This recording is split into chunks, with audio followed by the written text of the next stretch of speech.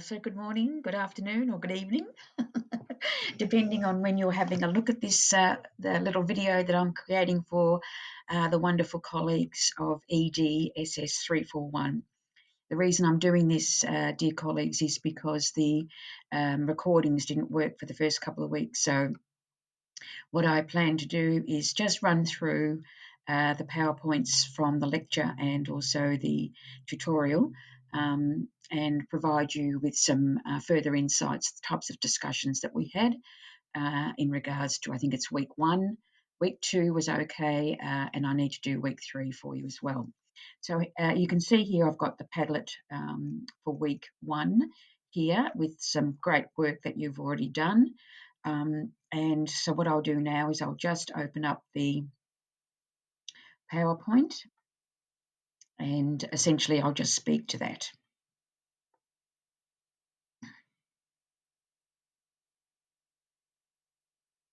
Okay, so always in our sessions together, we acknowledge and recognise our Aboriginal and Torres Strait Islanders who have had such a significant part to play in the development of our country, but also in the humanities areas as well. So there's me. I'm loving my little Bitmojis, so I'm just saying hello to everyone. Very good. So essentially, that's our topic, and you know the unit that we are exploring this semester. I'm not going to read these, dear colleagues, because this comes directly from the unit outline.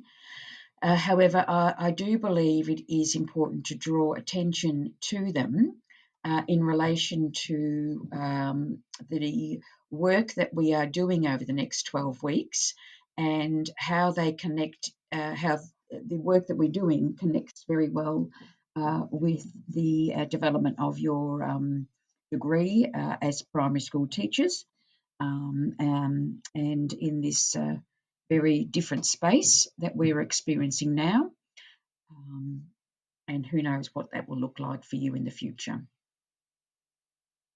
So I do encourage you, colleagues, just to make sure that you are aware of these important outcomes. As always, you know how I love the look at the verbs. So, you know, just what is expected of your good selves throughout this unit. I just want to briefly touch on again, mainly for those who were unable to join us at the lectures, the importance of the assessment 1, how it was an excursion but now is an incursion, and through that you will still be able to make a digital learning resource.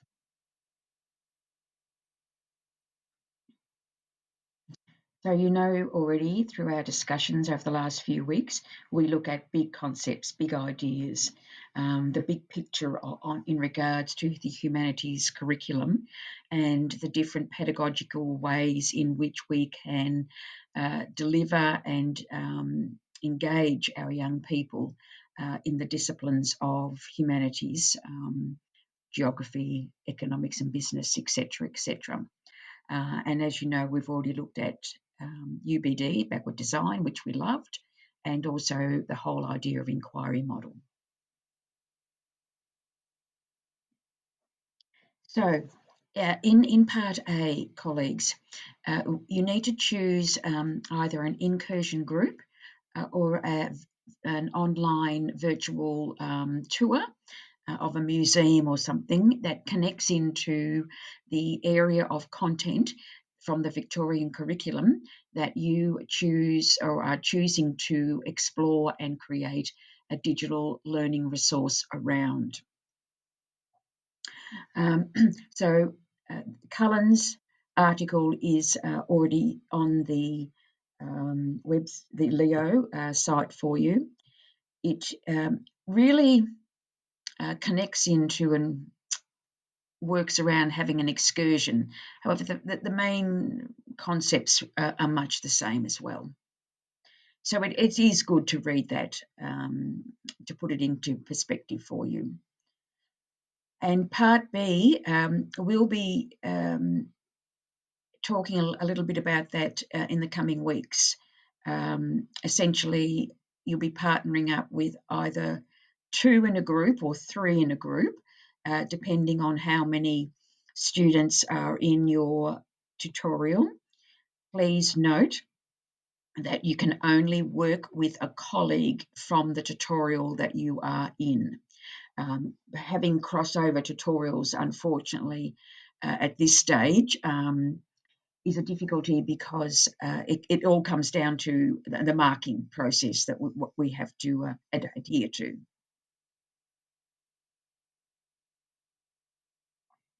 Now, what I've done here for you, dear colleagues, is given you a bit of an example. So first of all, this is for part A. You'll need to decide on a grade level and a topic of study from the Victorian curriculum. Either history, geography, civics and citizenship, economics and business. So an example here, I've decided to concentrate my digital learning resource to a year 4 level. I've gone into the curriculum. I've had a look at areas that perhaps interest me in my exploration of how I might put this DLR together. And I've looked at history. So I'm noting the Victorian Curriculum Code. That's really important. And I'm noting the descriptor that comes with the code. I could either choose this one or this one to explore. Or there might be something that you can link in with the both of them. Now, once I've decided on that, I now need to create a digital learning resource or an artefact using one of these tools. And I'm sure you're very familiar with all of those. Now, dear colleagues, in the digital learning resource, please note that these are the areas that are non-negotiable. They have to be in your digital learning resource. First of all is the context. Give me a brief, Joe, sorry, that's the other unit. Senior moment. Genevieve and Brendan. Give a brief description of your own photos. Now, with the excursion, you could have taken some photos. My lovelies that I worked with last year were able to do that. However, you can't do that. So I'm suggesting, and I think some of the colleagues suggested on the day of the lecture, photos from the web, etc., that might also give further depth in regards to the context that you are exploring for this DLR. You must have the Victorian curriculum links. We've spoken about that. Now, and also, colleagues, don't forget the cross-curriculum priorities and the general capabilities. This is why we love inquiry and we love these types of pedagogical models that you can use in the classroom, because it does help you to link cross-curriculum priorities and general capabilities within the context of the particular unit that you are exploring and doing for this particular assessment or when you're teaching. Okay, now the pedagogy. 2 age-appropriate learning and teaching strategies that the teachers can use to promote authentic learning using your chosen community resource, museum, immigration museum, Hillsville Sanctuary, Science Works is another good one. I'm just thinking, the one up in Ballarat. No, I've done that one. Oh gosh, it's Sovereign Hill. Sovereign Hill is another good one you might like to explore. Okay. Now remember to reference these correctly and demonstrate links. You're very good with all that. Now, this is not a full lesson plan, remember, it's a very short lesson plan. There's an example on Leo for you. Alongside of that, please provide some supporting resources that you, essentially what you're doing is you're creating this brilliant digital learning resource that if you were going into your placement and you've got, say I've got year 4 and they're about to do the study of the work that I've chosen here. So I've got a whole digital learning resource ready to go. And so I show my supervising teacher and she goes like, brilliant. Okay, so I can see where we can go with this. And you've got some supporting resources. Brilliant. You've got 4 websites that I can, or we can ask the children to explore and learn about. And there's 4 picture books that need to be annotated. Remember, the annotation talks about how this picture book connects into the area of curriculum that you are focusing in on. So if I was looking at picture books from what I was doing, I'd be looking at stories around the First Fleet, picture books around that, big books or other small picture books. And I'll be looking at different perspectives, different people who are coming from different countries, what it would mean, etc., etc. And there's so many wonderful resources out there. Now, in your critical discussion, this is where you describe how, really important, how your chosen community resource serves the purpose of supporting the teaching of humanities. Let's just think about that for a moment. How it serves the purpose of supporting the teaching of humanities. Now, this is where you need to go back to our text and really delve into the teaching of humanities and what are the most effective and high impact strategies and models that work well with humanities in regards to what the literature, what the research is saying, but also what you know in regards to what we've been discussing. So you're demonstrating the nature and purpose of the process of social, and you're critically evaluate and examine a wide range of resources, reference and programs that support the teaching of learning of primary age students using the tool of ICT as a mechanism for further growth of learning. Now here I've just provided you with some ideas for incursions or virtual programs that may link into your work that you're going to be doing for the assessment, just some ideas. And then we talked about the big questions. And we look at big concepts, big questions, big ideas. And you can read what it says there. When we talked about the tuning into humanities, what do we already know? How does the Vic Curric support and steer our understanding of the humanities in the primary school?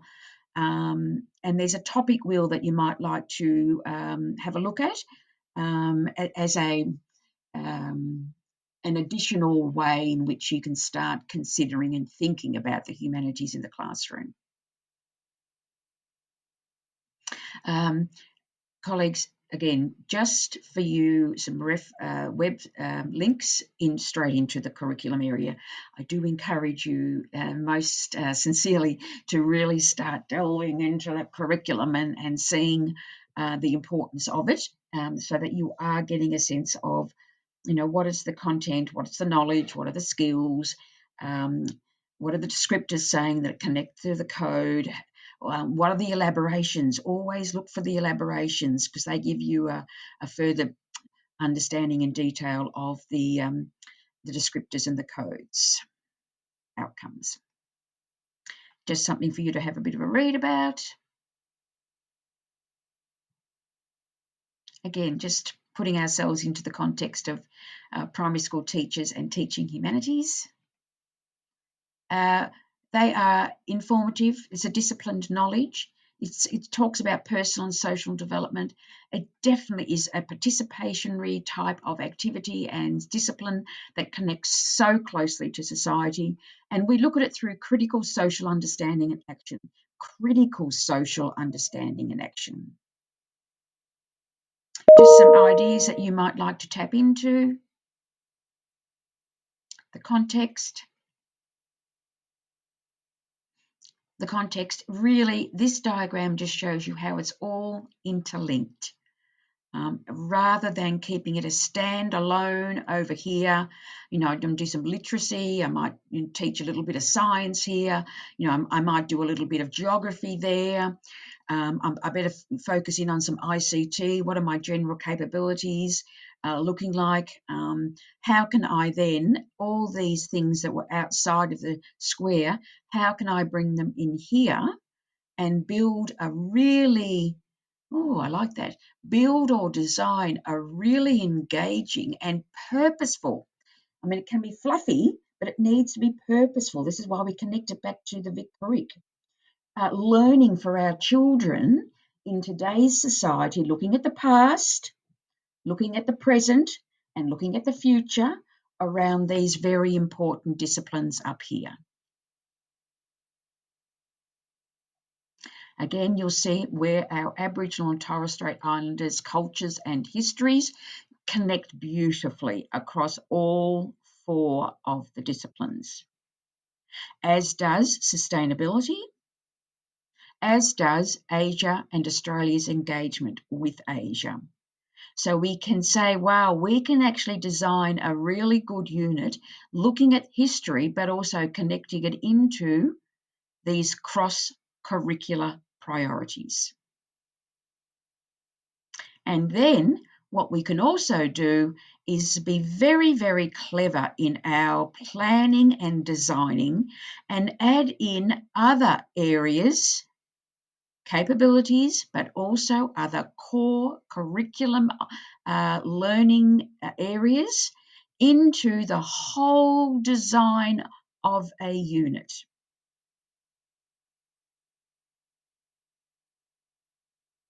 We talked a little bit about disciplinary, multidisciplinary, interdisciplinary, and transdisciplinary models of learning that sit well within the humanities. And I encourage you again just to make sure that you are, when you're looking at your assessments, that you are exploring these concepts as part of your development of your DLR and also the unit of work that you'll be doing for your AT2. And finally, we get to where you start to believe or start creating or continuing to create, because you've already done that in your 242 and 241, your understanding or philosophy around teaching. When we think about it, we look at the content, and this is directly related to the humanities. We think issues. We love issues. How do we bring that into today's society for our children to consider, to ponder, to think about? What are the concepts? What are the skills? What are the values that drive decisions around issues? What are the attitudes that come forward when we're looking at a content around sustainability, for example? The attitudes around wearing a mask, for example. A social constraint, if you like, on society at the moment for the common good. What are the attitudes that people are bringing to this particular issue? So I think that's it. Let me just go here. And we'll go there. So then, colleagues, really have a read of the responses that each and every one of you have made in regards to doing the readings that were part of our task for our lecture number 1. All right then, lovelies. I hope you've found this useful. and I will endeavour to get the next one done for you as well. And I certainly hope you're having a lovely day. Take care, and I'll see you soon. Bye.